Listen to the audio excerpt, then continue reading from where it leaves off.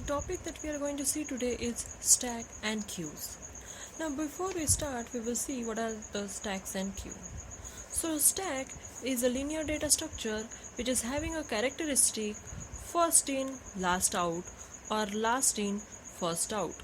A stack is a structure where we can push the data and whatever will be the at top that will be pop from the stack. So we will push the data, that is insertion, and we will delete the data, that is the pop operation. But both the insertion and deletion is done from single end, that is top of a stack. Whereas in queue, what we are having is the front and the rear end.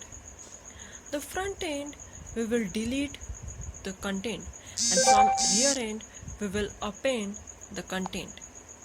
So this is how the working of queue.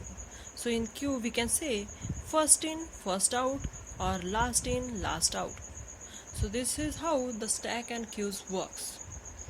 Stack generally used in different data structures in a computer system, like context switching between the program, and queues are used like priority queues and other types of queue in your computer system. Now what we have to see is the application of a stack. One of the application of a stack is a Polish notation or a postfix expression. Whenever there is an arithmetic expression, we can convert that arithmetic expression into a Polish notation or a postfix expression. Any arithmetic expression can be converted to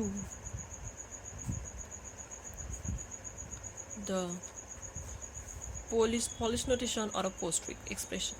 In postfix expression, the operator will be at the last and the operand will be at the starting position. So if I am writing like this, then it becomes the postfix expression.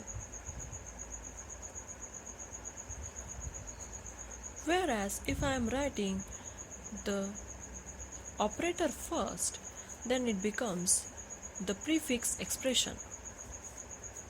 So this will be the prefix expression while this will be the postfix expression.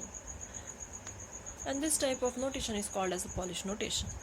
Now what we have to see is what type of get question can be asked. The sequence of postfix expression is given. The postfix expression is given and we have to find out what will be the content or what will be the output of this one. Now why it is the application of stack, that will we come to know in this topic, because here we have to use a stack for finding out the output of this special postfix expression. Because what we are going to do is we are going to push the operands, that are the numericals, onto the stack until we get any operator, and whenever we get an operator we will pop the content from the stack. When we pop the content from the stack, the top element will be considered as argument 2, whereas the bottom element will be considered as argument 1. Now let us trace this one by one. First we have visited 10, so the content will be pushed onto that stack. Next we have visited 5, the content will be pushed onto the stack. Then we get the operator, so we will pop both the content and we perform the addition operation on that. And whatever will be the answer, that will be again pushed onto the stack. So 15 will be pushed onto the stack. Then we visit 60, so 60 will be pushed onto the stack. Then we visit 6, so 6 will be pushed onto the stack. Then we are having a division operator, so top 2 element will be popped. The top element will be argument 2, whereas the 60 will be argument 1, and the operator is division operator. So the output is 60 divided by 6, which is 10. So the content that will be pushed onto the stack is 10. After this division operation, we are having a multiplication operation. So again the content will be popped from the stack and the multiplication will be performed. So the output is 150. So 150 will be pushed onto the stack. Then we got 8. So 8 will be pushed onto the stack. Then we are having a subtraction operator. Now here we have to be careful.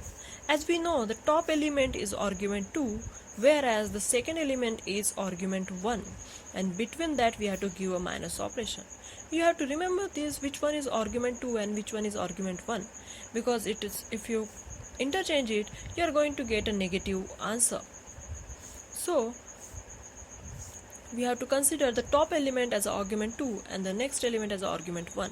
So the output we are getting here is a 142. Other type of question that can be asked in a GATE examination is that which one of these is not a valid stack content for this postfix expression. Now if you see, these are the 4 valid content of your stack, but there may be a possibility that they will give you the option like 50, 6 and 60. But this is not the possible sequence of a stack content. So the correct answer will be this one.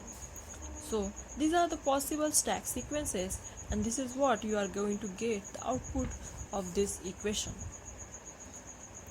About Q, I would just like to tell you that for a Q, the questions can be asked. For a front, it will be 0 and rear will be also 0 initially. Then when the stack is full, the front will be at position 1 and rear will be at position n. There are different types of queue like circular queue, doubly or DQ. In DQ we are having a doubly ended queue. So there are different types of queue, and the question asked in GATE examination based on queue is specifically these conditions, like what will be the condition if I perform the circular queue operation or a DQ operation or NQ operation.